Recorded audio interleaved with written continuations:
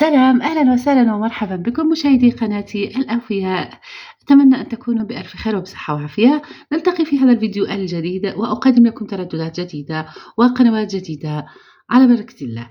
صلوا على الحبيب المصطفى سيدنا محمد صلى الله عليه وآله وسلم، عليه أفضل الصلوات وأزكى تسليم.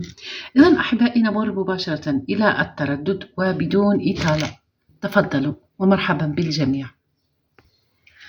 لن أطيل عليكم. من القائمة الرئيسية منيو نختار التركيب، ثم قائمة تيبي، ثم نضيف التردد الأول 12,563. معدل ترميز 27,500. الاستقطاب عمودي أو رأسي أو حرف في. هذا التردد أحبائي حزمة شرقية تظهر عليه قناة تحمل اسم ليالي زمان، تخصص القناة مسلسلات عربية. وعلى نفس التردد عادت قناة المعلم الدراما.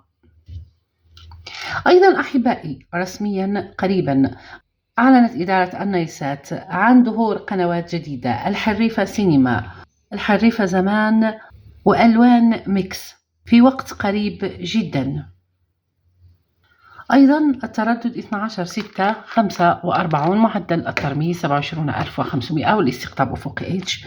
هذا التردد عادت عليه قناة الجماهيرية الليبية تحت اسم LGBC TV. والتردد 11,7 47، معدل ترميز 27,500 والاستقطاب عمودي في. هذا التردد أحبائي تظهر عليه قناة المديح التي تبث المؤسس عثمان في جزئه الثالث. مشاهدة طيبة وممتعة أتمنىها للجميع على قناتي وعلى جميع قنوات النايسات. أتمنى أن أكون عند حسن ظنكم أحبائي، وأرجو أن أكون ضيفة خفيفة الظل عليكم. دمتم في رعاية الله وحفظه. سلام.